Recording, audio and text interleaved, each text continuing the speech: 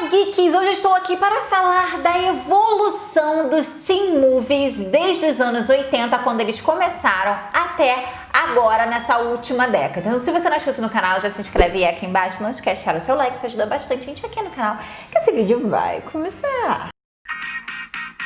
Pois é, gente, os teen movies, os filmes adolescentes, eles começaram na década de 80 e eles evoluíram muito para continuar sendo relevantes para o público deles, que é o público adolescente. Os adolescentes, eles estão surtando. Então, nos anos 80 a gente tem filmes incríveis que, se você não conhece, você deveria conhecer, como O Clube dos Cinco, Curtindo a Vida Doidado, Quero Ser Grande, Namorada de Aluguel, entre muitos outros. E esses filmes, eles foram os pioneiros, então eles começaram aí esse ramo de filmes adolescentes e eles foram inspirações para muitos filmes que vieram depois. E eles eram extremamente caricatos, era pra galera ali dos anos 80, que mudou muito até agora, 2020.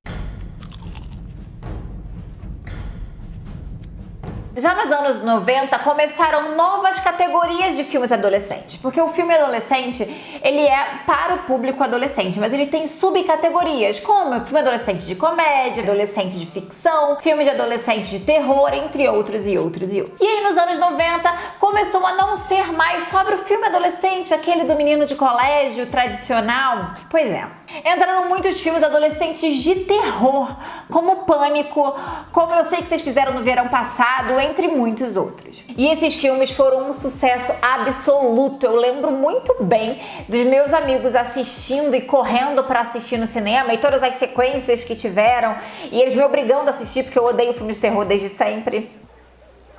Ai, minha nossa! A minha paixãozinha realmente eram os filmes de comédia adolescentes, filmes de drama adolescente, filmes de comédia romântica mesmo, porque é assim que eu gosto. E aí vieram Patricinhas de Beverly Hills. Nossa, como esse filme foi um super sucesso. Eu não entendi. Será que meu cabelo tava liso demais?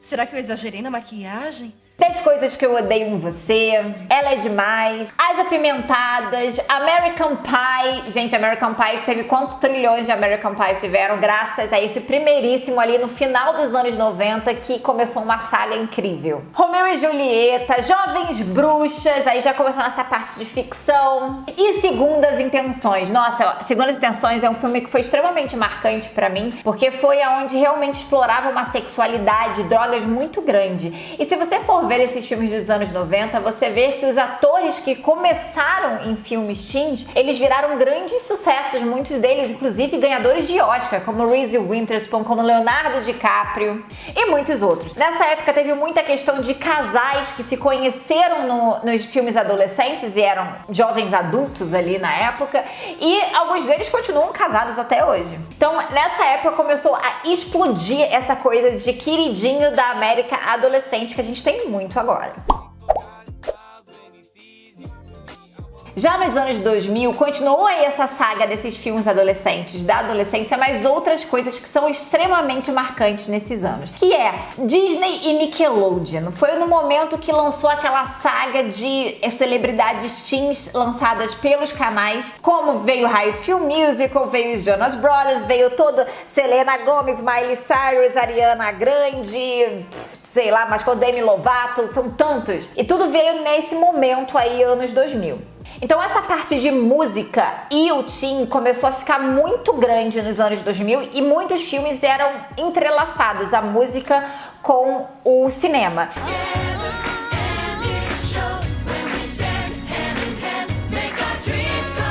Muitos deles foram alavancados como carreiras musicais, como a gente já sabe, continuam fazendo sucesso até hoje. Hoje em dia são divas e são pessoas maravilhosas do mundo da música. Nesses anos 2000, a gente também teve celebridades do mundo da música que começaram no mundo da música vindo para o mundo do cinema. Então fez o caminho contrário da Disney. A gente teve filme da Britney Spears, a gente teve Kelly Clarkson fazendo filme, Justin Timberlake, que começou aí a carreira solo dele e aí entrou também para o mundo do cinema. I got this feeling. E também nessa época, além desse tipo de filme, teve também a parte do teen ficção, que começou com Harry Potter, com Crepúsculo e muitos desses outros vindo de sagas de livros, como também Diário de uma Princesa, que não é uma ficção, superficção com monstros ou seres fictícios, mas veio de um livro. Foi um momento que eles começaram a transformar livros em cinema e muitos desses livros eram infantos juvenis. E pra mim, o anos 2000, o melhor filme teen de todos os anos 2000 é Meninas Malvadas, sim. Quem são as poderosas? São a realeza adolescente. Se North Shore fosse uma revista, eles estariam sempre na capa. A gente teve esse momento que os atores mirins dos anos 90, como Lindsay Lohan, como as irmãs Olsen, elas ficaram jovens adultas e com isso começaram a fazer muitos filmes nessa área aí já adolescente. Meninas Malvadas é um desses filmes, que é da Lindsay Lohan, onde ela mostra aí o seu lado adolescente incrivelmente desse filme, que ele é todo perfeito, não tem nada a reclamar desse filme, mas ainda assim as histórias são muito padrão, mesmo iguais ou parecidas no mesmo sentido, desde os anos 80. A menina que é diferentinha, ou é estranhinha, ou é a rejeitada, que aí tem que fazer uma super transformação pra virar popular, entre outras coisas assim que é sempre igual. Até chegar 2010. Essa década de 2010 mostrou uma grande transformação no mundo adolescente. Eu acho que com a internet cada vez mais na nossa vida, as pessoas tendo mais informação a isso tá mudando muito a cabeça dos adolescentes, dos jovens e de todo mundo, porque a gente tem mais conteúdo para ser absorvido mais rápido e mais fácil. E com isso veio toda a questão de representatividade, diversidade e etc. E isso é nítido nas séries e filmes desde os anos 2010.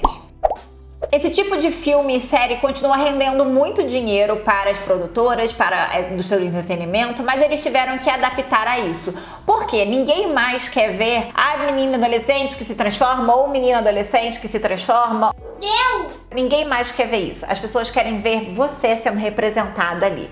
E isso modificou em questão de sexualidade, isso aumentou muito a saga de sexualidade. Isso mostrou muito no modo de interpretação dos atores, que não é mais tanto caricata e escrachada, é uma coisa muito mais natural, onde você consegue se ver ali. Isso mudou o tipo de aparência física dos atores que são contratados. Antes era sempre aquela coisa muito tradicional, de que ia aparecer exatamente daquele jeito, loura, magrela, o negro ou a negra que era o coadjuvante, normalmente o amigo engraçado. E agora não, agora as pessoas têm corpo mais normal, você consegue ver corpos mais que a gente vê, variedades de corpos ali, desde a pessoa mais cheinha, desde a pessoa mais magricela, a mais sarada, você consegue ver essa diversidade em toda a trama que está acontecendo. Você vê todo tipo de raça e conteúdos específicos com todo tipo de raça, então você vai se sentir representada, não importa o que você não precisa ser branca, loira, de olho azul para se sentir representada. As mulheres super altas têm entretenimento, as super baixas têm entretenimento, a gordinha tem entretenimento, o gay, o bi, o trans, tudo